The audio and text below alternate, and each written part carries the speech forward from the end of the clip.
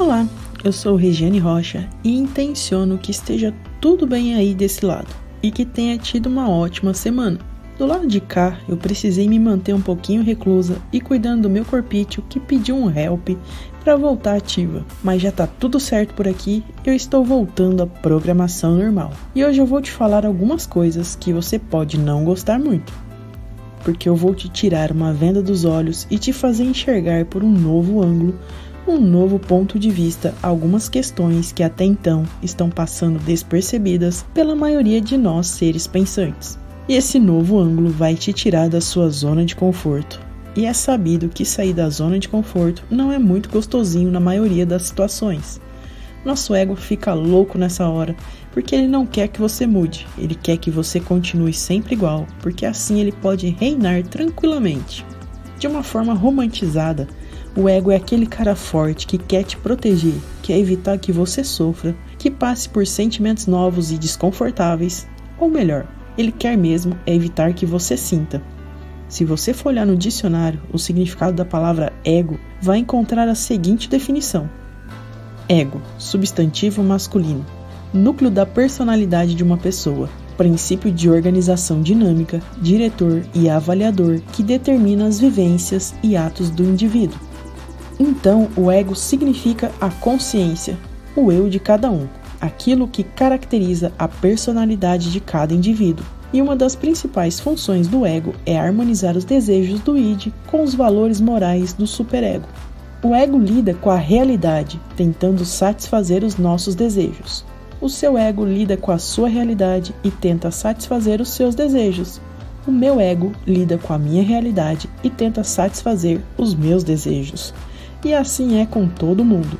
Fazendo uma analogia, é como se cada pessoa fosse uma célula diferente.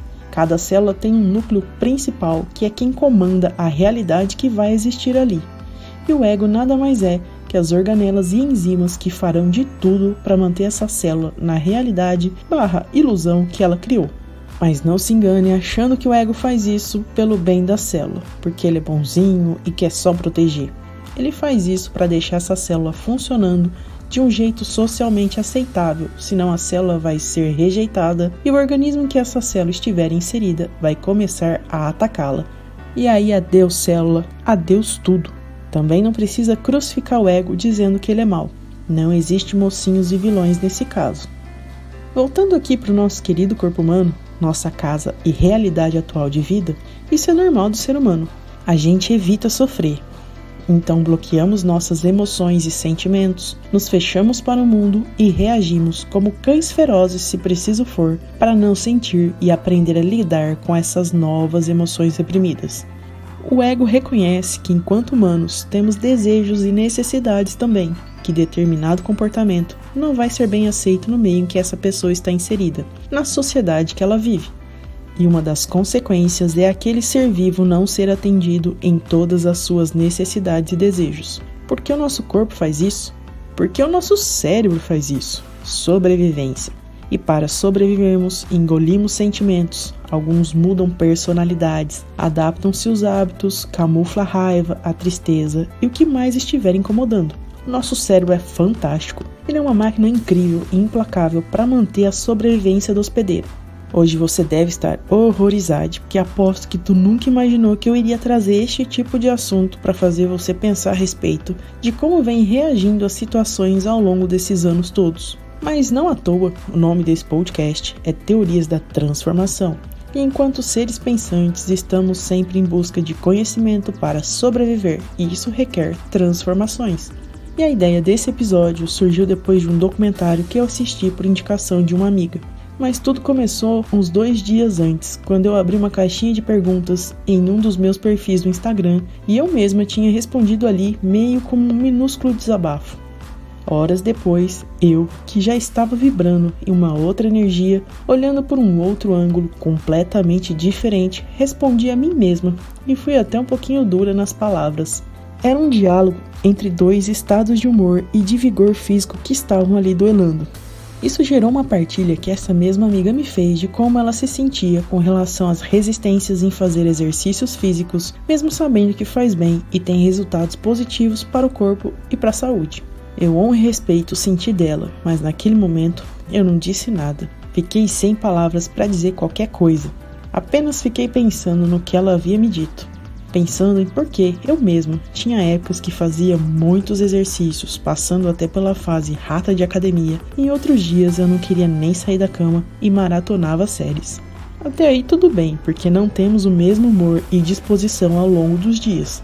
Estamos em constantes adaptações ao meio externo e ao meio interno. Meus caros, o mundo que existe fora de nós está a todo momento nos influenciando. E se o mundo externo nos influencia, imagina o interno. Segundo a ciência, essa lista é bem vasta, pois temos que considerar fatores culturais, influência socioeconômica, aspectos biológicos, ambientais, psicológicos e emocionais. Imagina o tanto de coisa que nos influencia. Por isso também é importante estarmos centrados e presentes no momento atual.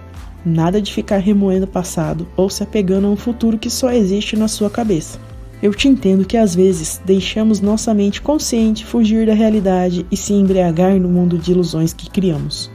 Dá um baita trabalhão mesmo ficar o tempo todo consciente do momento presente, das nossas atitudes, sentimentos, necessidades e desejos. E eu não sou diferente de você não. Bom, lembra que eu falei sobre o ego e como ele tenta desesperadamente te proteger da dor? Somado a ele, ainda tem os traumas que vamos sofrendo ao longo da nossa vida, que vai moldando a forma como nos expressamos para o mundo. Precisamos ter consciência de que nossas reações originadas a partir de respostas traumáticas não são quem nós somos e que podemos trabalhá-las, e assim tornarmos quem nós realmente somos. Nesse documentário, uma frase me marcou bastante e dizia o seguinte: traumas não são as coisas ruins que acontecem com você, mas o que acontece dentro de você como resultado do que aconteceu com você. E assim torna-se muito doloroso sermos quem somos, e isso gera uma desconexão de nós mesmos, porque não sabemos como lidar com as emoções que surgem desses episódios ruins. Nós simplesmente desligamos para não sofrer, nos fechamos em nós mesmos. Isso também afeta a forma como o nosso cérebro funciona, então passamos a agir diferente e a processar de forma diferente o estresse e as emoções. A partir disso, podemos desenvolver vícios das mais variadas formas. E eu dei toda essa explicação só para dizer que o que me deixou bem pensativa foi porque eu me dei conta de que um dos meus vícios era o exercício físico. Passei muito tempo viciada nas sensações que o exercício físico me proporcionava e eu nem tinha me dado conta. E é até bem fácil entender por que causa vício.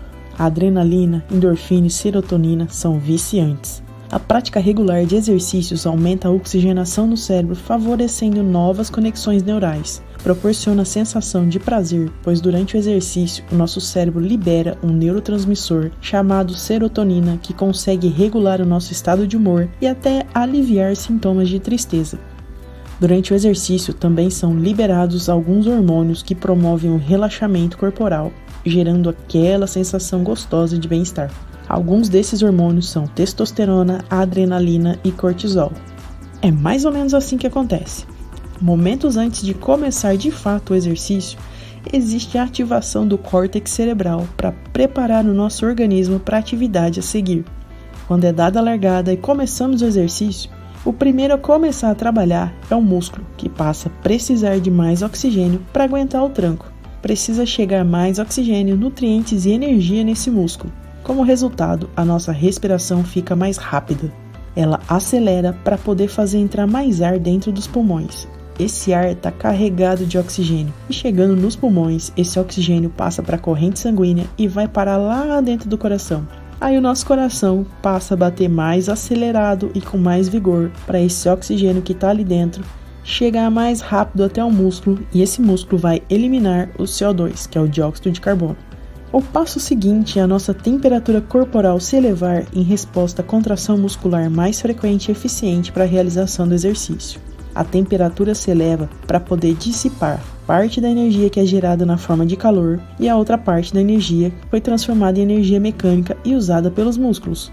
O hipotálamo então é ativado e nosso sistema de regulação térmica, que mantém a nossa máquina funcionando sempre no melhor estado possível, libera transpiração, que é o jeito mais eficiente que o nosso corpo tem em manter o resfriamento das nossas células ou fazer com que esse aquecimento proporcionado pelo exercício não seja muito exagerado. Nesse meio tempo, há uma modificação na secreção hormonal e os hormônios adrenalina e noradrenalina são ativados. Eles são responsáveis por aumentar o diâmetro dos nossos vasos sanguíneos e pelo aumento da taxa metabólica, fazendo assim com que seja liberado glicose e ácidos graxos. Essa galerinha aí vai fazer com que você tenha mais energia ainda. Aí tem a liberação de insulina e o GH, que é o hormônio do crescimento, que são os responsáveis pela queima de gordura. Tem também a endorfina e a serotonina, que são as responsáveis por aquela sensação de prazer e bem-estar, e a testosterona, que estimula o músculo que está sendo solicitado no exercício a se reconstruir, fazendo com que ele fique mais forte e maior. Ufa! Me diz se não tem como viciar nessa sensação de bem-estar e prazer que o exercício proporciona. E se tu escolher um exercício que acha divertido e te desafia, aí, meu amigo, lascou-se, porque o vício tá pronto, embrulhado para presente com aqueles embrulhos chamativos e um laço gigante. É igual beber Coca-Cola. Tu até fica bem sem aquilo, mas é beber o primeiro copo que quase todo dia se deixar tu quer beber de novo. Se beber ainda junto com sorvete de chocolate suíço misturado com mousse de maracujá ou de limão, misericórdia, é o fim de qualquer controle emocional. Não sei você, mas eu cheguei até a cansar pensando nisso tudo. Vou ficando por aqui, tô calçando tênis e indo ali me exercitar um pouco para poder oxigenar melhor o cérebro e ajudar a processar todo esse tanto de informação que eu falei aqui. Bora fazer uma caminhada ouvindo uma playlist que tu goste e te anime? Vamos bombardear os nossos músculos com oxigênio e nos beneficiar de todos aqueles hormônios que nos deixam mais animados, mais fortes, saudáveis e com vitalidade? Se tu faz parte do time que tem resistências quanto a começar um exercício de forma regular, que eu posso te dizer que eu estou pensando com carinho a respeito, para descobrir como melhor posso te ajudar a quebrar essa barreira. A única coisa que me vem à mente agora é que não precisa ser um esporte com bola, ou fechado numa academia, ou preso dentro de uma piscina. Encontre o que te dá prazer, vale até uma aula de dança de salão, porque dependendo do ritmo, cansa mais que jogar vôlei. E isso eu falo por experiência própria. Não se limite a um tipo de exercício. Escolha o que alegra a sua alma, que assim fica mais fácil movimentar o corpinho de uma maneira mais frequente. E agora eu vou ficando mesmo por aqui e eu te encontro semana que vem, hein? Tchau!